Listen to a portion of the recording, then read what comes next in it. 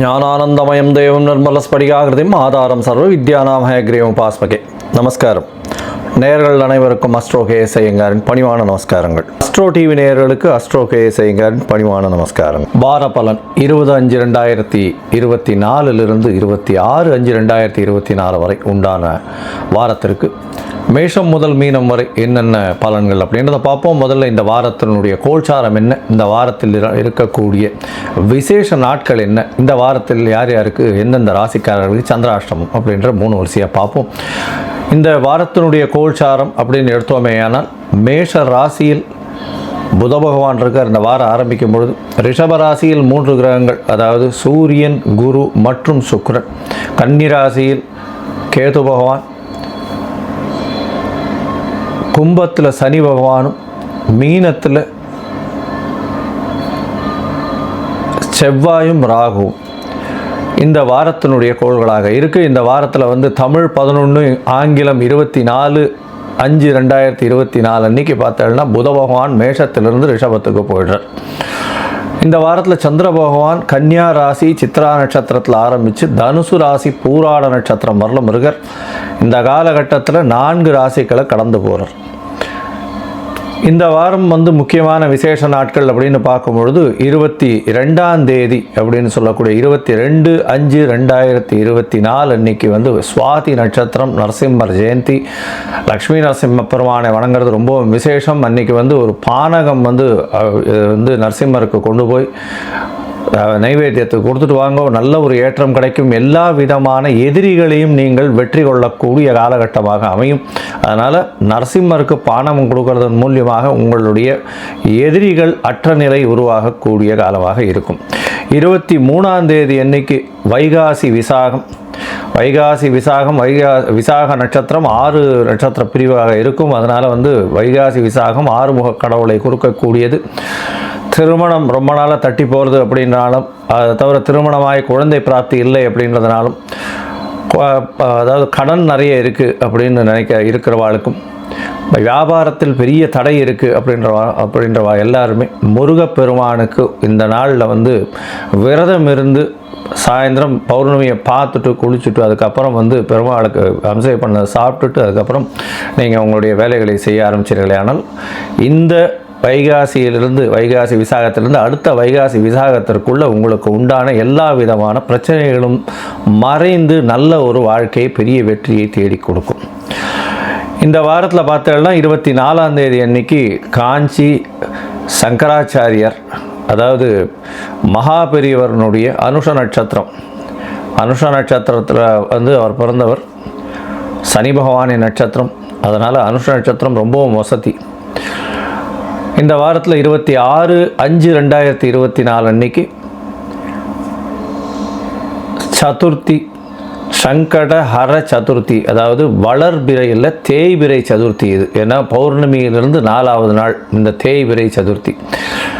இந்த காலகட்டத்தில் சங்கடங்களை சொல்லி விநாயகரை சேவித்து, எங்களுக்கு இந்தந்த சங்கடங்கள்லாம் இருக்குது, இதை தீர்த்து விடுங்கள் அப்படின்னு விநாயகரை சேவித்தோமே ஆனால் சங்கடஹர சதுர்த்தி அதை அந்த எல்லாவற்றையும் எடுத்து விட்டு உங்களுக்கு ஒரு நல்ல வெற்றியை கொடுப்பார். ஒரு 9 பிரதட்சணம் அருகில் இருக்கக்கூடிய விநாயகர் கோவிலில் போய் பண்ணிட்டு வாங்க. உங்களால் முடிஞ்சதுன்னா இந்த அருகம்பல் மாலை போடுங்க, ஒரே ஒரு தேங்காய் வாங்கி உடைங்க, ஒரு 9 தோப்புக்கரணம் போடுங்க. எல்லா விதமான பிரச்சனைகளுக்கும் பெரிய தீர்வு ஏற்படக்கூடிய வாய்ப்புகள் மிகவும் அதிகம். இந்த வாரத்தில் எந்தெந்த ராசிக்காரர்களுக்கு சந்திராஷ்டமம்னு பார்த்தோம்னா கும்பம், மீனம், மேஷம், ரிஷபம், இந்த 4 ராசிக்காரர்களுக்கு சந்திராஷ்டமமாக இருக்குது.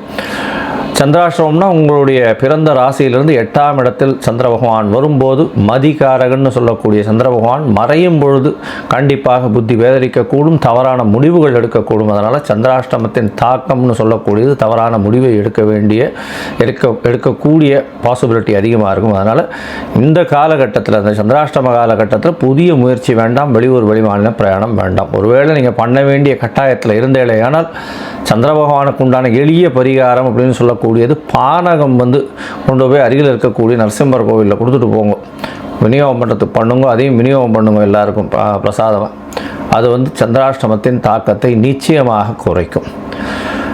இந்த வாரம் வந்து எப்படி இருக்குன்னு பார்க்கலாம். மேஷம் முதல் மீனம் வரை. அதற்கு முன்னாடி என்னுடைய மொபைல் நம்பர் கீழே ஸ்க்ராலிங்கில் போயின்னு இருக்கோம். உங்களுக்கு அஸ்ட்ராலாஜிக்கல் கன்சல்ட் தேவைப்பட்டதுன்னா எனக்கு ஃபோன் பண்ணுங்க. உங்களுடைய name, date of birth, time of birth, place of birth, உங்களுடைய பேரண்ட்ஸ் நேம் இதெல்லாம் அனுப்பிச்சுனா உங்களுடைய பிடிஎஃப் போட்டுட்டு சந்தி இருக்கான்னு முதல்ல பார்க்கணும். அதாவது உங்களுடைய ராசியில் வந்து பாத சந்தி இருக்கா, நட்சத்திர சந்தி இருக்கா, இல்லைன்னா லக்ன சந்தி இருக்கா அப்படின்றத பார்த்துட்டு உங்களுடைய ராசிக்கு என்ன நட்சத்திரம், என்ன நட்சத்திரத்துக்கு உண்டான தசா நடக்கிறது, தசா புக்தி அந்தரம் சூக்ஷ்மம் இதெல்லாம் வந்து எப்படி இருக்குன்றதை பார்த்துட்டு இன்றைய கோல்சாரத்தின் பிரகாரம் உங்களுக்கு உண்டான எளிய பரிகாரம் என்ன, பிரச்சனைகள் என்ன அப்படின்றத அசஸ் பண்ணி சொல்கிறேன்.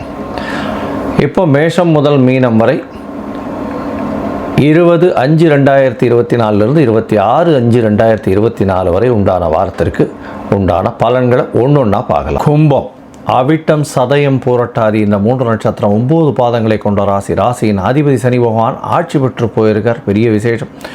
உங்களுடைய ராசியிலேயே சனி பகவான் இருக்கிறது. 7.5 சனி ஜென்ம சனியில் இருக்க. ராசிக்கு 4ஆம் இடம்னு சொல்லக்கூடிய கேந்திரத்தில் குரு பகவான் இருக்கிறதும், கேந்திரத்தில் சூரிய பகவான் இருக்கிறதும், சுக்கிர பகவான் இருக்கிறதும் பெரிய ஏற்றம்.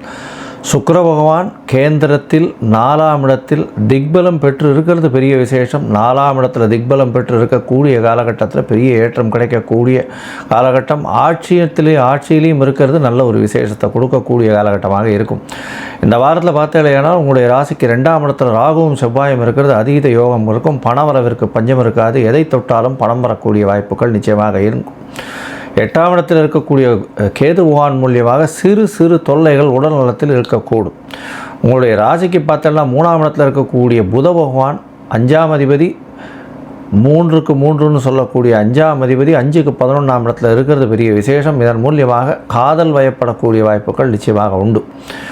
அவர் வந்து 24ஆம் தேதி அன்னைக்கு உங்களுடைய ராசிக்கு 3ஆம் இடத்துலேருந்து 4ஆம் இடத்துக்கு போகிறது நல்ல ஒரு ஏற்றம். 4ஆம் இடம்ன்றது சொல்லக்கூடியது சுக்கிரனுடைய வீடு. 4 கிரகங்கள் இருக்கக்கூடிய காலகட்டமாக அமைகிறது. 4 கிரகங்கள் அப்படின்னு சொல்லக்கூடியது சூரியன், புதன், சுக்கிரன் மற்றும் குரு 4 கிரகங்கள் இருக்குது. இந்த வாரம் பெரிய ஏற்றம் கிடைக்கக்கூடிய வாரமாக இந்த வாரம் அமையிறது. தொழிலில் பெரிய அபிவிருத்தி இருக்கும். ஏன்னா 10ஆம் அதிபதி அப்படின்னு சொல்லக்கூடிய செவ்வாய் 2ஆம் இடத்துல இருக்கிறது பெரிய விசேஷத்தை கொடுக்கக்கூடிய காலகட்டம். அதை தவிர 7ஆம் அதிபதியான சூரியனும் 4ஆம் இடத்துல இருக்கிறது நல்ல ஒரு ஏற்றம். இதே கேந்திரத்தில் இருக்கிறது நல்ல ஒரு ஏற்றத்தை கொடுக்கக்கூடிய காலகட்டமாக அமைய போகிறது. தொழிலில் பெரிய ஏற்றம் இருக்கும். திருமணத்திற்கு பார்த்து கொண்டு இருப்பவர்களுக்கு திருமண யோகம் இப்போ அமையக்கூடிய பாக்கியம் நிச்சயமாக இருக்கும். உங்களுடைய ராசிக்கு புதிய வீடு மனை வாங்கக்கூடிய பாக்கியம் நிச்சயமாக உண்டு.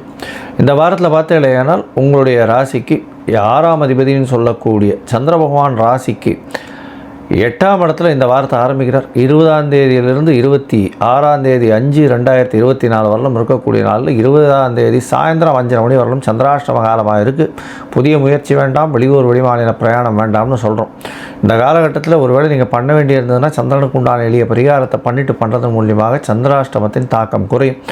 மேலும் உங்களுடைய ராசிக்கு 9ஆம் இடத்துல சந்திர பகவான் போகிறார். சந்திர பகவான் 9ஆம் இடத்துல போகிறது பெரிய ஏற்றம். வெளிநாடு போகணுன்னு பார்த்துட்டு இருக்கவர்களுக்கெல்லாம் திடீர் பிரயாணம் வரக்கூடிய வாய்ப்பு, புதிய வேலை கிடைக்கக்கூடிய வாய்ப்பு கிடைக்கும். வேலையின் மூலியமாக வெளிநாடு போகக்கூடிய பாக்கியம் நிச்சயமாக உண்டு. 20ஆம் தேதி சாயந்தரத்துலேருந்து 23ஆம் தேதி கார்த்தால் ஒரு 3:30 மணி வரணும் சந்திர பகவான் 9ஆம் இடத்துல இருக்கிறார். அதற்கு பிறகு 10ஆம் இடத்திற்கு போகிறார். தொழில் ஸ்தானத்துக்கு போய் குருவால் பார்க்கப்படுறார், சுக்கிரனால் பார்க்கப்படுறார். சூரியனும் சந்திரனும் 180 பாகையிலிருந்து பௌர்ணமி யோகம் அமையிறது. 10ஆம் இடம் வலுப்பெற்று போயிருக்கக்கூடிய காலகட்டமாக இருக்குது. 23ஆம் தேதியிலிருந்து 25ஆம் தேதி 11:30 மணி கார்த்தால வரலும் இருக்கார். இது ஒரு பெரிய ஏற்றமான காலமாக இருக்கும். எந்த தொழில் செஞ்சாலும் அதில் பெரிய ஏற்றம் இருக்கும். அதுவும் தொழிலில் மைனிங் இண்டஸ்ட்ரி, இரும்பு சம்பந்தப்பட்ட வியாபாரங்கள், அந்த அயர்ன் அண்ட் ஸ்டீல்ஸு, இந்த ஹோல்டிங்ஸு, இந்த மாதிரியான விஷயங்கள், அதை தவிர வந்து வெல்டிங் இந்த மாதிரியான விஷயங்கள், அதை தவிர வந்து ஸ்டீல் அண்ட் அயல், இந்த மோட்டார் சைக்கிள்ஸ் இதெல்லாம் விற்கிறவாளுக்கெல்லாம் பெரிய ஏற்றம் கிடைக்கக்கூடிய வாரமாக இந்த வாரம் அமைய போகிறது. உங்களுடைய ராசிக்கு பார்த்தீங்கன்னா 11ஆம் இடத்துல சந்திர பகவான் போகிறார். சந்திர பகவான் 11ஆம் இடத்துல போய் இருக்கிறது பெரிய விசேஷம். எந்த விஷயங்கள் நினைத்தாலும் வெற்றிகரமாக முடிக்கக்கூடிய காலகட்டமாக அமைய போகிறது. 25ஆம் தேதி 11:30 மணியிலிருந்து 27ஆம் தேதி மாலை ஒரு 4:30 மணி வரலும் இருக்கக்கூடிய காலகட்டத்தில் பெரிய ஏற்றம் கிடைக்கக்கூடிய வாரமாக இந்த வாரம் அமைய போகிறது. இந்த வாரத்தில் நீங்கள் வந்து பிரத்யங்கரா தேவியை போய் வழிபட்டு வாங்க. அதை தவிர இந்த வாரத்தில் வந்து நீங்கள் அருகில் இருக்கக்கூடிய வராகியை போய் சேவிச்சுட்டு வாங்க. நல்ல பூவராகியை போய் சேவிச்சுட்டு வர்றதன் மூலியமாக நல்ல ஒரு ஏற்றமும் மாற்றமும் உங்களுக்கு நிச்சயமாக வரும். நீங்கள் அருகில் இருக்கக்கூடிய கோவிலில் வந்து எள்ளு வந்து எண்ணெய் விட்டு விளக்கேற்றிகிட்டே வாங்கும். எந்த கோவிலாக இருந்தாலும் நல்ல ஒரு ஏற்றமும் மாற்றமும் இந்த வாரம் உங்களுக்கு வந்தே லோகா சமஸ்தா சுகினோ பவந்து. நன்றி, நமஸ்காரம்.